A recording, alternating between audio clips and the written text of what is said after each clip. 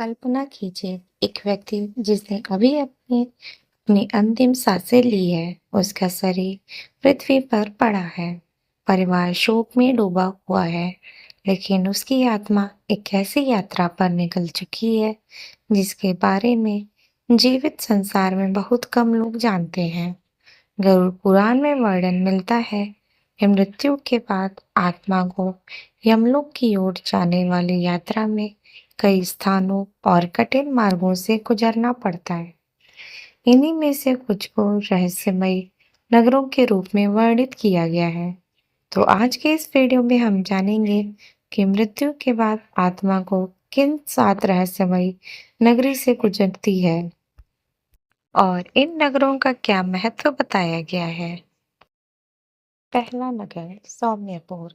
कथा के अनुसार यमलोक की यात्रा का प्रारंभ सौम्यपुर से होता है। यह स्थान शांत और गंभीर वातावरण वाला बताया गया है।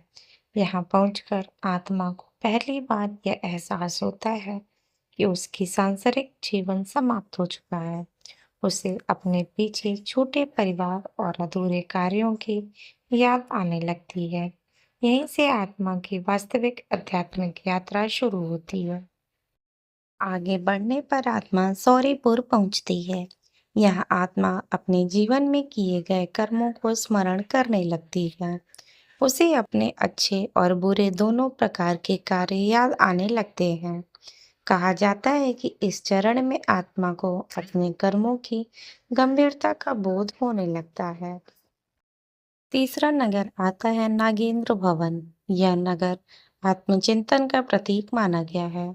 यहाँ आत्मा को अपने व्यवहार, संबंधों और निर्णयों का मूल्यांकन करने का अवसर मिलता है। क्या उसने अपने माता पिता का सम्मान किया? क्या उसने किसी जरूरतमंद की सहायता की? क्या उसने किसी की अनावश्यक कष्ट पहुंचाया? ऐसे अनेक प्रश्न उसके सामने खड़े हो जाते हैं। गंधर्वपुर का वर्णन अत्यंत आकर्षक स्थान के रूप में मिलता है। यह आत्मा को संसार के सुखों और मोह माया की अस्थिरता का बोध कराया जाता है। जिस धन, पद और प्रतिष्ठा के लिए मनुष्य पूरी जिंदगी संघर्ष करता है, वे सब पीछे छूट चुके होते हैं। यही आत्मा समझती है कि अंततः केवल कर्म ही साथ आते हैं। पांचवा नगर आता है शैलाग्राम। यह यात्रा कठिन चरण माना गया है। यहाँ आत्मा को अनेक बाधाओं और कठिनाइयों का सामना करना पड़ता है। धार्मिक व्याख्याओं के अनुसार पाप कर्मों का बोझ इस मार्ग को और कठिन बना सकता है। इस नगर का संदेश है कि जीवन में किए गए प्रत्येक कर्म का प्रभाव भविष्य पर पड़ता है। छठा नगर आता है क्रौंचपुर। क्रौंचपुर को परीक्षा का नगर कहा गया है। यह आत्मा को अपने भीतर के भय और पश्चाताप का सामना करना पड़ता है। यदि उसने जीवन में दूसरों के साथ अन्याय किया हो, तो उन स्मृतियों का प्रभाव उस पर पड़ सकता है। यह नगर आत्मा को आत्म स्वीकृति का अवसर प्रदान करता है। सातवां नगर आता है विचित्रपुर। विचित्रपुर को यमराज के न्याय से पूर्व का अंतिम पड़ाव माना गया है। यहाँ पहुंचने तक आत्मा अपनी संपूर्ण जीवन यात्रा को समझने लगती है। उसे यह एहसास हो जाता है कि जीवन में किए गए प्रत्येक छोटे बड़े कर्म का महत्व था। अब आगे उसे यमराज के समक्ष उपस्थिति होना होता है, जहाँ चित्रगुप्त उसके कर्मों का लेखा जोखा प्रस्तुत करते हैं। कथा के अनुसार इन नगरों से गुजरने के बाद आत्मा यमराज के न्यायालय में पहुंचती है। वहां चित्रगुप्त अपने जीवन के समस्त कार्यों का विवरण प्रस्तुत करते हैं। फिर निष्पक्ष रूप से निर्णय लिया जाता है कि आत्मा आगे की यात्रा कैसी होगी।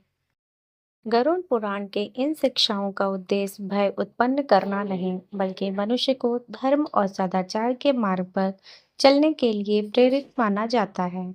माता पिता का सम्मान करना, सत्य का पालन करना, दूसरों की सहायता करें, किसी को जानबूझकर कष्ट न पहुंचाएं, ईमानदारी और करुणा के साथ जीवन जिए।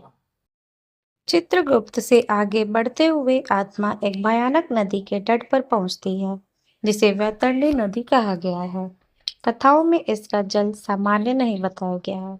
आत्मा भयभीत होकर यमदूतों से पूछती है, मैं इस नदी को कैसे पार करूं?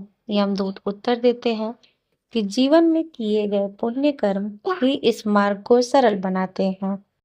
इस प्रसंग के माध्यम से यह संदेश दिया जाता है कि दया, सेवा और धर्म के मार्ग पर चलने वाला व्यक्ति मानसिक रूप से अधिक शांत रहता है। यात्रा के दौरान आत्मा को अपने जीवन के वे क्षण याद आने लगते हैं जब उसने किसी की सहायता की थी, जब उसने किसी का दिल दुखाया था, जब वह अहंकार में आ गया था, जब वह अपने परिवार को समय नहीं दे पाया। आत्मा सोचती है, काश मुझे एक और अवसर मिल जाता, लेकिन समय का चक्र आगे बढ़ चुका होता है। यमलोक पहुंचने से पहले आत्मा को बताया जाता है कि उसके प्रत्येक कर्म का लेखा सुरक्षित है। केवल कर्म ही नहीं, उसकी नीयत, उसके शब्द और दूसरों के प्रति उसका व्यवहार भी महत्वपूर्ण माना गया है। यही आत्मा समझती है कि मनुष्य दुनिया को धोखा दे सकता है, लेकिन अपने कर्मों से नहीं बच सकता। आत्मा कांपते हुए यमराज के सामने खड़ी होती है, लेकिन उसके आश्चर्य का ठिकाना नहीं रहता जब वह देखती है कि यमराज क्रोध से नहीं, बल्कि गंभीरता और न्याय के भाव से उसकी ओर देख रहे हैं। यमराज कहते हैं, डरना नहीं, यहाँ केवल न्याय होता है। जो जैसा करता है वैसा ही फल प्राप्त करता है। यमराज आत्मा से पूछते हैं कि जब तुम पृथ्वी पर थे तब तुम्हें सबसे मूल्यवान क्या लगता था? तो आत्मा उत्तर देती है, धन, प्रतिष्ठा और सफलता। तब यमराज कहते हैं, लेकिन अब तुम्हारे साथ क्या आया? आत्मा मौन हो जाती है। उसे समझ आता है कि अंत में केवल कर्म ही उसके साथ चलते हैं। यदि आत्मा को अभी मोक्ष प्राप्त नहीं होता तो उसे अगले जन्म की ओर अग्रसर होना पड़ता है। कथाओं में इसे कर्मों के आधार पर आगे बढ़ने वाली यात्रा के रूप में प्रस्तुत किया गया है। यह संदेश देता है कि वर्तमान जीवन का प्रत्येक निर्णय महत्वपूर्ण होता है। यदि आत्मा बोल पाती तो शायद वह यही कहती, अपने माता पिता का सम्मान करो, अपने बच्चों को समय दो, ज़रूरतमंदों की सहायता करो। यदि आत्मा बोल पाती तो शायद वह यही कहती कि अपने माता पिता का सम्मान करो, अपने बच्चों को समय दो, ज़रूरतमंदों की सहायता करो, क्रोध और अहंकार से बचो, अपनों से प्रेम व्यक्त करने में देर मत करो, क्योंकि जीवन अनिश्चित है, लेकिन अक्षय कर्मों में छाप लंबे समय तक बनी रहती है। कल्पना कीजिए, यदि आज रात आपके जीवन की पूरी कहानी दोबारा देखने का अवसर मिले तो क्या आपको अपने निर्णयों पर संतोष होगा? क्या आपने अपने प्रियजनों से वह सब कह दिया है जो आप कहना चाहते हो? क्या आपने किसी ऐसे व्यक्ति को क्षमा किया है जिससे आपको शिकायत थी? क्योंकि समय कभी रुकता नहीं, इसलिए हर दिन को अंतिम दिन की तरह सार्थक बनाइए और ऐसा जीवन जिए कि आपका कर्म ही आपकी सबसे बड़ी पहचान बन जाए। गरुड़ कथा से जुड़ी यह कथा धार्मिक मान्यताओं और पारंपरिक व्याख्याओं पर आधारित है। इसका उद्देश्य भय उत्पन्न करना नहीं, बल्कि जीवन के महत्व और सत्कर्मों की प्रेरणा देना है।